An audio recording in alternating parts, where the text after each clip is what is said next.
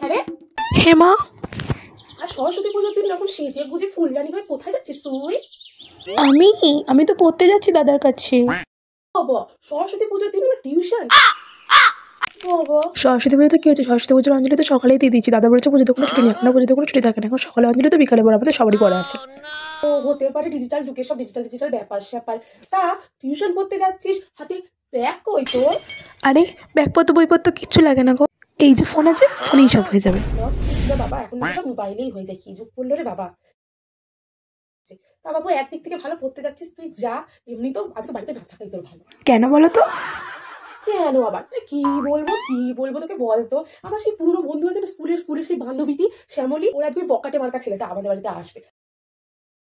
আর প্রথমবার আসবে তো, না করতে পারলাম না, বললাম ঠিক আছে পাঠা। সেটা একেবারে লুইচ্ছা যাকে বলে, শুনেছি তো ওর বিষয়, একেবারে ভালো না, মেয়েদের পিছনে ধরে বেড়ায়। তারপরে আজ আমার সরস্বতী পুজো, জানি না বাবা কার সাথে কোথায় কি করে বেড়াচ্ছে দেখা। তো সে আবার আসবে দুপুরে, কথা রান্না বান্না করতে হলো আমাকে।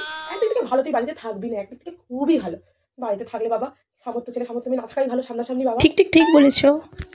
যা। আর হ্যাঁ শোন, রাস্তায় কোনো ছেলের দিকে দেখবি না, না সোজা টিউশন যাবি, টিউশন থেকে সোজা ঘর আসবি, ঠিক আছে?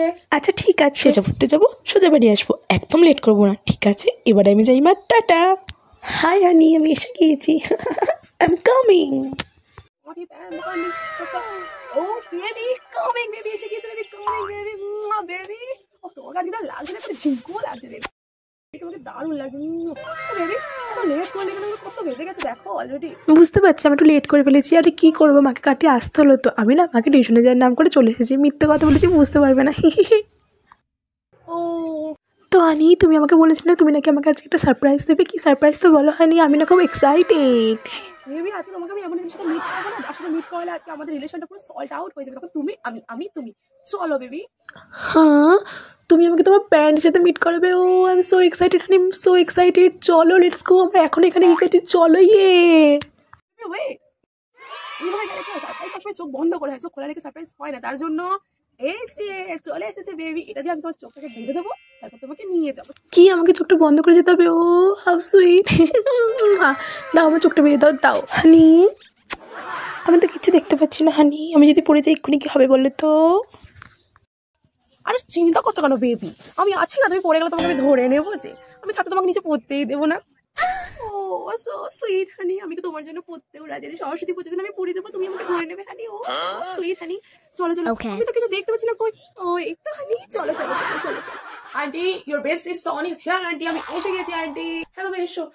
তো আন্টি আজকে তোমাকে কিন্তু আমি আমার গার্লফ্রেন্ডের সাথে মিট করাবো আন্টি, আমি তাকেও নিয়ে এসেছি। বাবা, গার্লফ্রেন্ড নিয়ে চলে এসেছো, বাবা খুব ভালো কথা। দেখি হতভাগী মেয়েটাকে, মানে হ্যাঁ তো কি বলে আন্টি, মানে ভাগ্যবান মেয়েটাকে দেখি। তা মিট মাই মমস বেস্টি। তুমি ওকে কোথায় নিয়ে এলে? আমি তো কিছু দেখতে পাচ্ছি না, আমার চোখটা খোলো হানি প্লিজ হানি।